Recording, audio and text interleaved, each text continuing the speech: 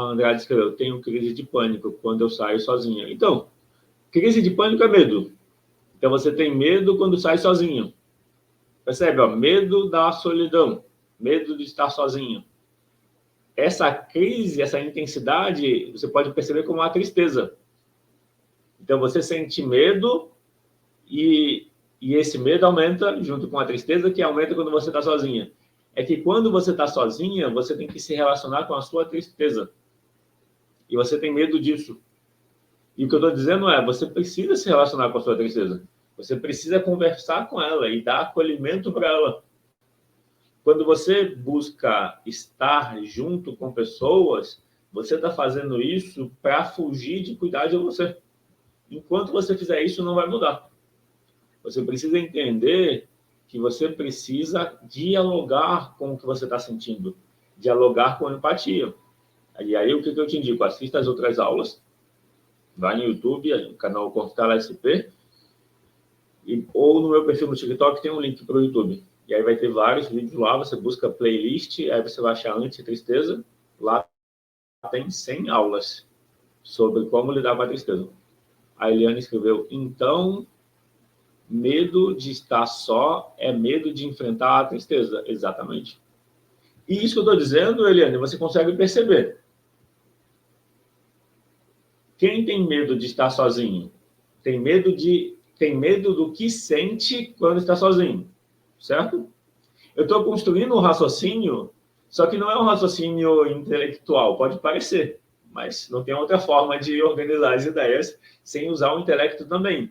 Então, é intelectual, mas é intelectual olhando para as emoções. Essa é a diferença. É que teve uma vez que as pessoas, alguém comentou assim, as emoções não são racionais. Claro, as emoções não são racionais. As emoções têm uma racionalidade própria. As emoções não são lógicas, as emoções têm uma lógica própria. O que eu estou falando é sobre a lógica das emoções, é sobre inteligência emocional. Para alguém que ouça assim de rápido, pode achar que é uma fala racional sobre as emoções, mas é uma fala sobre a racionalidade das emoções, é o funcionamento das emoções. Cadê? A Andrade escreveu verdade. A Eliane escreveu, minha tia ficou viúva e não ficava sozinha nem um minuto. Ou seja, ela não queria ter que entrar em contato com a tristeza que ela entrava em contato quando estava sozinha. Quando você está sozinha, você está com as suas emoções, com o seu eu emocional. Então, a gente nunca está sozinho. Quando eu estou sozinho, eu estou com o meu eu emocional.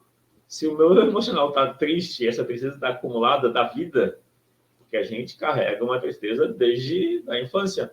A tristeza que a gente sente hoje não é só de hoje. É um acumulado de todas as experiências desde a infância. E isso é assim até que a gente comece a cuidar dessa tristeza. Porque eu posso fugir da tristeza a vida toda. E enquanto eu fugir da tristeza, ela continua lá, ela não vai embora sozinha. Não importa os recursos que eu use para lidar com a tristeza.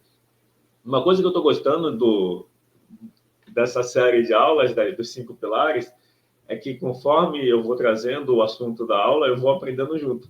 Por exemplo, para mim está muito claro a importância de olhar para o pilar da autenticidade como uma forma de você saber o quanto você está se permitindo viver a sua vida plenamente.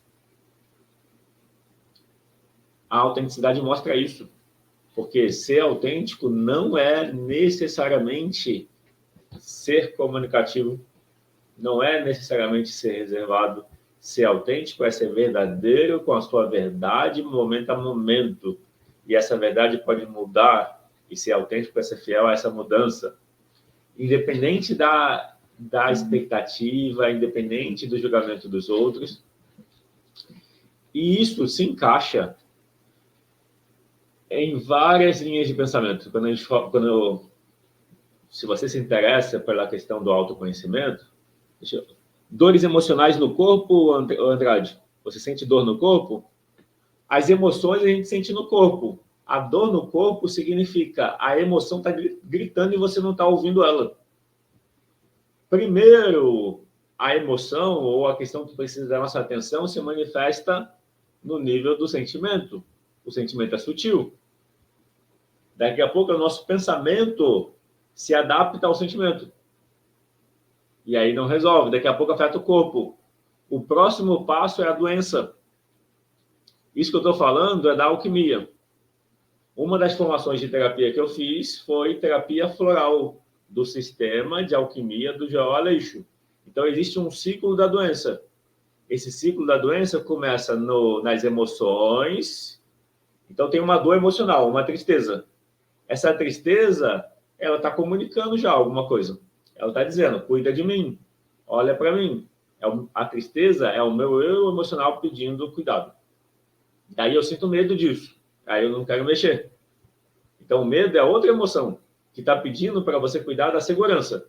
Então, a tristeza pede para você cuidar de si, o medo pede para você dar segurança para você.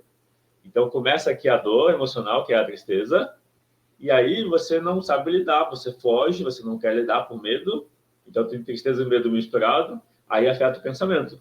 Você muda a sua maneira de agir, você muda a sua expressão, você cria uma máscara, você deixa de ser quem você é, você baixa a sua autenticidade, aí daqui a pouco afeta o corpo físico. Na alquimia, as emoções é o elemento água, o pensamento é o elemento ar, o corpo é o elemento terra. Então, quando o problema chegou no corpo, é quando começam as dores. O próximo passo é o fogo. O fogo é a doença, é a degeneração. Então, a forma de você prevenir a dor no corpo ou reverter é você cuidar das emoções. Não adianta não adianta só tomar um medicamento. Você pode tomar se você quiser. Não sou contra o medicamento. Mas eu estou mostrando que não adianta só fazer uso de medicamentos sem cuidar da sua relação com as emoções. A relação com a emoção não vai mudar porque você tomou um medicamento. Você precisa, se você está tomando um medicamento para uma dor, também olhar para as emoções. Não adianta você fugir da tristeza, fugir do medo, negar a sua verdade interior para se adaptar às relações, e aí você toma um remédio para dor de cabeça, para enxaqueca, mas o comportamento continua igual. Se é o comportamento a causa, qual o comportamento? Não ser verdadeiro com o que você sente. Cadê? A Eliane escreveu, eu sinto dor nos ombros quando passo raiva. Então, olha que interessante, Eliane, a gente sente raiva nessa parte aqui, ó. Essa parte aqui, geralmente, é a parte do corpo que a gente sente a raiva. Então, faz sentido que os ombros doam diante da raiva, mas pensa que é o acúmulo de raiva. Não deve ser a primeira raiva. Já deve ser uma raiva acumulada há muito tempo. Tanto que dói o corpo. A Andrade escreveu, não gosto que meu marido toque em mim. Parece que dói tudo. Então, aí a dor é a forma que o seu corpo faz para você impedir algo que você não consegue se posicionar. Entende? A dor de cabeça é como se fosse o motivo para você se posicionar. Então, é quase como se fosse o seu eu emocional está se manifestando. Racionalmente, você não consegue impor limites. Eu estou falando a partir do que você escreveu. Então, racionalmente, você não consegue impor limites. Se posicionar, falar o que você sente, o que você precisa, dizer não. Por quê? Medo do abandono. Medo de ficar sozinho. Então, por que você não quer ficar com você? Você se permite que situações invasivas, situações que você não quer, te incomode, aconteçam. Toda vez que você permite Isso é uma forma de abuso. Você não quer ser tocada e cede. Entende? Quando você não quer algo e esse algo acontece e você não faz nada por medo, isso é uma forma de abuso consigo também. Tem o abuso da pessoa que faz, que toca sem permissão, e tem o abuso da pessoa que não se manifesta contra isso. Então, a gente é abusivo com a gente quando a gente não impõe o limite. E aí, não adianta, assim, culpar o outro não resolve a nossa dor. A gente precisa voltar para dentro e cuidar das emoções. A questão chave, então, a Andréa descreveu que 23 anos assim. Então, e se continuar, vai ser a vida toda assim. só muda se você olhar para as emoções, só muda com autorresponsabilidade. Autorresponsabilidade significa como eu estou contribuindo para a dor que eu sinto. Como eu contribuo para essa dor no corpo, essa dor de cabeça, essa enxaqueca, esse pânico, esse medo de ficar sozinho. Como que eu contribuo? Essa é a pergunta para se fazer. Você precisa se fazer essa pergunta diariamente. Como eu contribuo para os problemas que eu não quero mais? Essa pergunta é muito importante, porque se você tomar consciência que você contribui, mas é a situação política, a economia,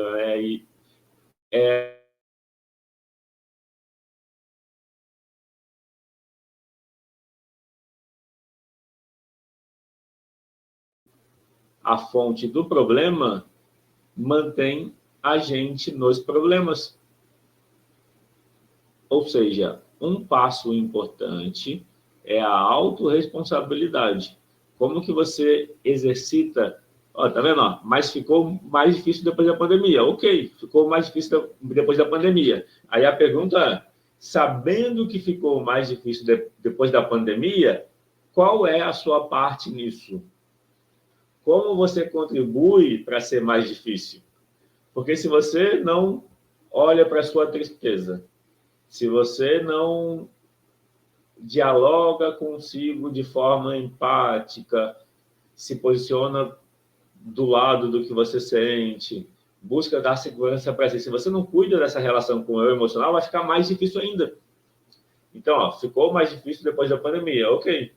E você faz mais difícil ainda por não fazer a sua parte. O que eu quero dizer é, ok, ficou mais difícil depois da pandemia. Parece ser uma realidade, certo?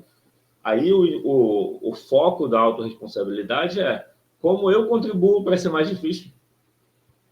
O que eu posso fazer para ser menos difícil? Se eu percebo como eu contribuo para ser mais difícil,